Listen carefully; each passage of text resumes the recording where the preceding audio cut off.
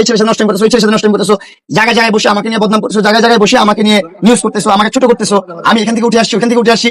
ভাই আমাকে বসে থেকে তুমি উঠাই নিয়ে আসছো, তুমি যে বলো আমাকে বসে থেকে উঠাই নিয়ে আসছো। তোমার সাথে আমার সম্পর্ক ছিল শেষ, 2 বছর হয়ে গেছে, ডাইরেক্ট সবকিছু।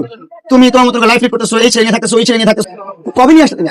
আমি নিজের ফ্ল্যাটে থাকতাম, আমি ফ্ল্যাটে থাকতাম, ঠিক আছে, আমি সাইদনগর থাকতাম। তখন তুমি আমার লাইভ দেখতে, লাইভে এসে একটা ভালো শুভাকাঙ্ক্ষী ছিল, একটা ভালো সাপোর্টার ছিল তুমি আমার ওইখান থেকে, ঠিক আছে, তোমাকে অনেক ভালো সাপোর্ট দিছো। তুমি সাপোর্ট পাও নাই।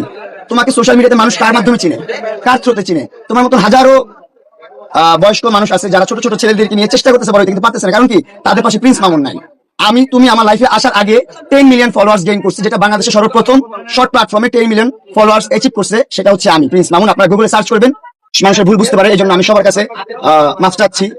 সোশ্যাল মিডিয়াতে যারা আমার জন্য খারাপ কন্টেন্ট দেখছেন বা কন্ট্রোভার্সি দেখছেন, যাদের কাছে খারাপ লাগছে আমার জন্য, তাদের সবার কাছে আমি দুঃখিত।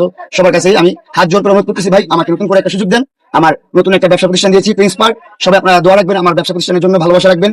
আমি যেন হালাল পন্থায় টাকা পয়সা উপার্জন করতে পারি এবং বাবা মাকে নিয়ে ভালোভাবে জীবনযাপন করতে পারি। আমি চাই আমার বাবা মাকে একটা লাক্সারিয়াস লাইফ গিফট করতে, আমার মাকে এবং আমার বাবাকে। কারণ আমি দরিদ্রতার একদম নিম্ন স্থান, যেটা মানুষ বলে মধ্যবিত্ত, বা মধ্যবিত্ত না, আমি নিম্নবিত্ত একটা ছেলে, নিম্নবিত্ত থেকে উঠে আসছি। আমি একদম লো গ্রেডের, যেটা বলা যায় না, একদম নিম্ন, সেটা আমি মিডল ক্লাস না, আমি লোয়ার ক্লাসের মানুষ। বিয়ে করার পর নতুন করে করতেছি, কারণ ও বুঝতে পারছে যে এই পাখি আর ধরতে পারবে না। ও হচ্ছে একজন অ্যাটেনশন সিকার, ও চায় টাইম লাইনে থাকতে, সবসময় চায় ওর ভিডিওতে মিলিয়ন মিলিয়ন ভিউ হবে। যখন আমি না থাকি, যখন ওর ভিডিওতে আমার নাম না থাকে, আমার চেহারা না থাকে, তখন ওর ভিডিও কেউ দেখে না, ওরকম ভিউ হয় না, 1000 2000 ভিউ হয়। ওইসব ভিউ আর পোষায় না, ওর ভালো লাগে না, ও মজা পায় না। তখনই ও নতুন কিছু নিয়ে খোঁচা দেয়, তখনই ও নতুন কিছু নিয়ে সামনে আসে। কেন ভাই? ও তো বলেই দিছে ওর সাথে কোনো সম্পর্ক নাই, অলরেডি 2 বছর হয়ে গেছে, ওর সাথে কোনো সম্পর্ক নাই। যে থেকেও থাকে শেষ, 2 বছর হয়ে গেছে।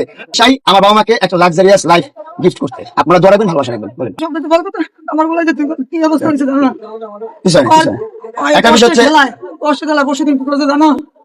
কিছু বলে না, যাই হোক। আমি কার কাছে যাবো? আজ একটা বলা লিখে তুমি 1000 বলা পাইছি, কিন্তু আমার বলা যদি চলে যাতে তুমি আমার বাসায় আইবা না। এখন আসে বিদায় তুমি আমার বাসায় আইতাছো, সবাই আইতাছে। ও কি ভাগলামি করে জানো? ওর মনে কর বিভিন্ন জায়গার মানুষেরই আয় কত হয়ে গেছে। পরশুদিন গিয়া ওই তো ধরতে গিয়া মনে যে কোন ক্রিয়েটর 10 মিলিয়ন ফলোয়ার্স অ্যাচিভ করছে সর্বপ্রথম, সেটা আমি 10 মিলিয়ন ফলোয়ার্স অ্যাচিভ করার পর, এটা অহংকার না, এটা গর্ব করে বলতেছি। 10 মিলিয়ন ফলোয়ার্স অ্যাচিভ করার পর তোমাকে আমি চিনছি, তোমাকে একটা শুভাকাঙ্ক্ষী হিসাবে আমার পাশে রাখছিলাম। তোমার ইচ্ছা ছিল তুমি ভাইরাল